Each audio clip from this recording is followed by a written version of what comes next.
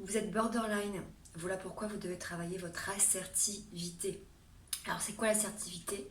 C'est l'affirmation de soi. Et c'est quoi l'affirmation de soi? C'est la capacité à pouvoir exprimer ses besoins, ses envies, son désaccord, ses émotions également, tout en respectant les besoins, les envies, les émotions de l'autre. Autrement dit, ça ne veut pas dire imposer son point de vue. Certains pensent que l'affirmation de soi, c'est savoir s'imposer. Non, s'imposer, c'est faire preuve d'agressivité ou de dominance. Mais c'est aussi savoir exprimer ses besoins. Si vous n'exprimez pas vos besoins, vous avez peut-être l'impression que les besoins des autres sont plus importants que vos besoins et vous êtes donc en position de passivité ou de soumission. Alors c'est vrai que l'assertivité, c'est aussi corrélé à la valeur que l'on s'accorde par rapport à l'autre. Si j'accorde plus de valeur à l'autre, ou en tout cas si moi j'estime, et c'est le cas effectivement dans beaucoup de troubles borderline, et pas forcément que d'ailleurs dans les troubles borderline, hein, dans les problèmes de confiance en soi, c'est de dire je suis pas à la hauteur, je suis pas assez bien. À l'extrême, j'avais encore un monsieur qui me disait je suis qu'une merde en fait. Hein. Forcément derrière, ça veut dire que je considère que l'autre est au-dessus de moi.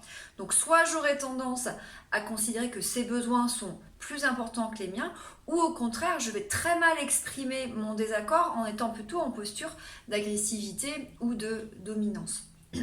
D'où vient le manque d'affirmation de soi? Ça vient potentiellement de l'enfance. Si vous avez eu des parents qui ne savaient pas s'affirmer, qui faisaient preuve d'impulsivité, de colère, qui ne s'affirmaient que dans la domination, que dans l'agressivité, c'est très difficile pour vous de comprendre effectivement les codes de l'affirmation de soi.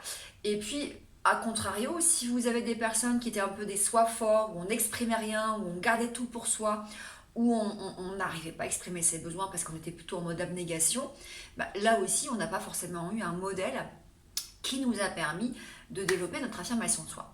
Alors, les techniques d'affirmation de soi, il y en a plein. C'est-à-dire apprendre à savoir dire non, savoir mettre des limites, savoir faire une demande, savoir faire une critique constructive, savoir répondre à une critique qui est injuste ou une critique au contraire qui est justifiée, faire un compliment, recevoir un compliment, savoir gérer sa colère, gérer la colère de l'autre. Tout ça, ce sont les grandes situations et les techniques que l'on peut apprendre dans le domaine de l'affirmation de soi.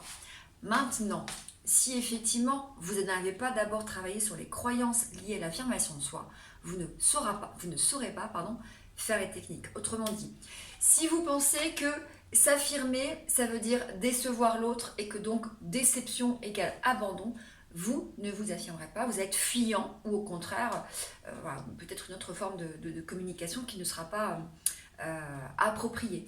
Si vous vous dites que s'affirmer ou exprimer ses besoins, ça veut dire être égoïste, vous aurez du mal à vous affirmer.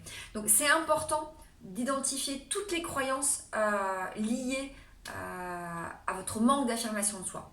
Et je le répète, le manque d'affirmation de soi, ce n'est pas uniquement être en soumission ou en passivité, mais c'est également être en dominance ou en agressivité. Si vous vous dites de toute façon, je fais ce que je veux quand je veux, ça j'ai un monsieur en cabinet qui disait je fais ce que je veux quand je veux, oui ok, mais en face de toi, tu as aussi quelqu'un qui existe, qui n'a pas forcément moins de valeur que toi. Donc tes besoins, en tout cas ses besoins, sont aussi importants que les tiens. Et tes besoins ne sont pas plus importants que les siens.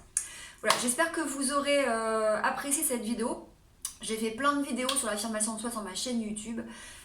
Et forcément, en cabinet, on travaille aussi l'affirmation de soi à travers les techniques, des jeux de rôle. Mais souvent, on travaille d'abord les croyances ou les schémas qui ne permettent pas de s'affirmer.